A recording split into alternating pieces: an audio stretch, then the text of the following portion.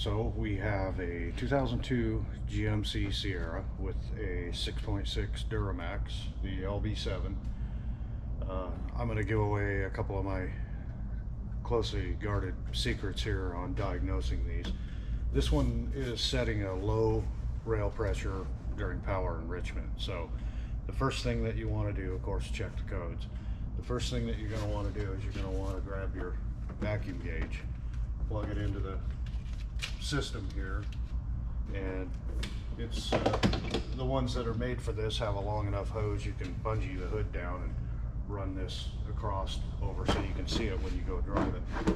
So that's the next thing that I did, and I went and drove it, and the vacuum doesn't indicate a restriction or you know, a suction leak in the system anywhere, or a collapsed line. I know some of the lines back there by the fuel cooler, sometimes they'll collapse, but that'll cause high vacuum. This thing's perfect. So what this truck is doing, you barely notice it. It doesn't misfire. It starts every time, hot or cold, and it accelerates pretty good. It just doesn't feel like it's all there. So it's already had, let's see, they put a regulator in it, which it looks like a GM regulator, not an offshore one. So I'm okay with that. And then they also put a race plug in the relief valve on the little manifold down there.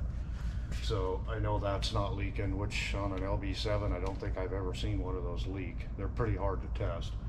But regulator and the race plug in there. So I know neither one of those are the problem. And I know that my lift pump that's incorporated into the back of the CP3 pump, it's working. You know, there's a pump back there that pumps while the pump is turning, you know, the injection pump is turning, and it pulls the fuel out of the tank up to the pump itself. So, and it's that little pump that's on the back there, it's capable of making like 180 PSI, believe it or not, but it's not regulated.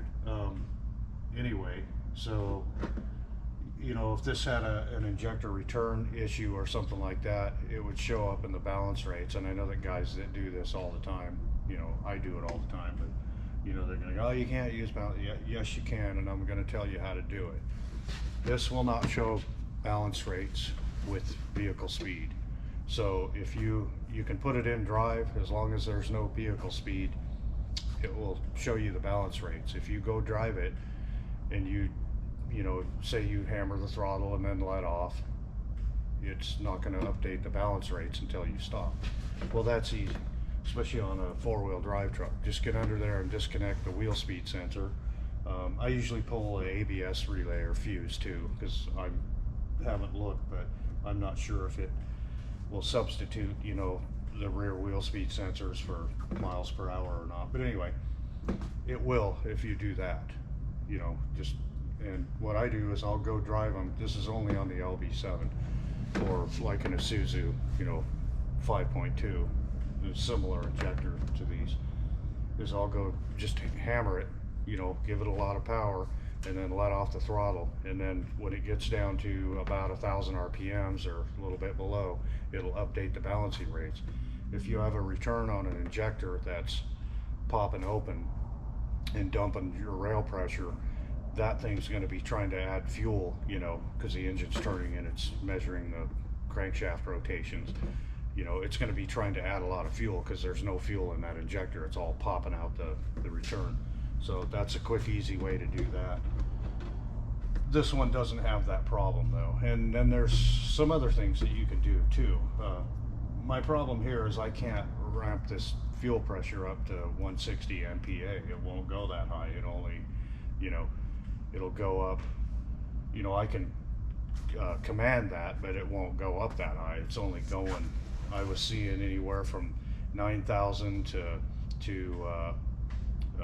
you know, 16,000 PSI, you know, at wide open throttle. It just won't go any higher. Since I know I don't have a restriction, I'm pretty confident in my regulator, and I know that my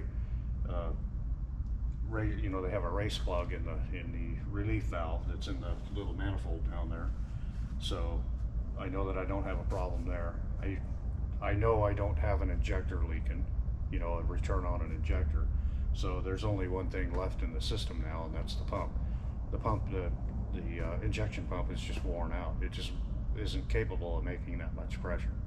It'll sometimes make 16,000 psi, but I've never seen it go any higher than that. And this is really strange because, you know, the average guy, except for the check engine light coming on, unless you were really pulling a load with this thing, you wouldn't even notice. You know, it seems to have okay power. I mean, it's not as zippy as it should be, but these things weren't all that zippy anyway, you know. So, but anyway, that's a trick. And the other thing you can do too, I have a file cabinet over there, and I've taken, you know, I'll go ahead and spend the time on vehicles, and I've measured the total fuel return on these back at the cooler, you know,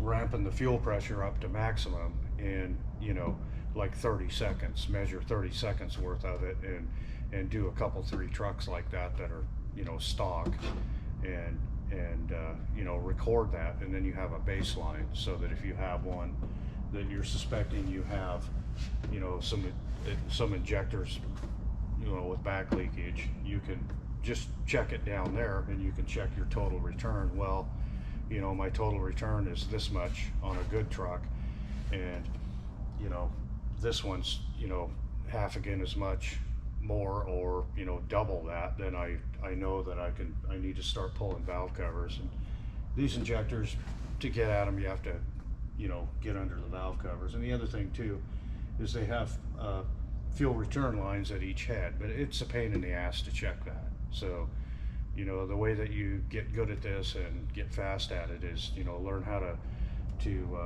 you know, the quick way to do it, you know, like the cheating with the disconnecting the vehicle speed sensor, so you can go out and because if you do have an injector with a bad return, it might be fine right now, and it might only act up and start misfiring because it's dumping fuel on that cylinder, all the fuel out of the injector, you know, after you raw the dog with it. So, you know, you got to figure that stuff out. But I didn't have to do any of that on this truck because none of the symptoms indicated that I had excessive back leakage. So, and then my balance rates too, you know, I wouldn't suspect a thing on them. So anyway, we got a bad CP3. We're gonna order one up and throw it on there. And there was something else going on with it. I think the fuel heater element is bad. It was setting some kind of a code for that. So I'll have to check that out too. So, but anyway, that's what we're gonna do. We're gonna get a pump for this thing, put it in there, fix the intake heater, and get this thing out of here. So that's how you do it. Thanks.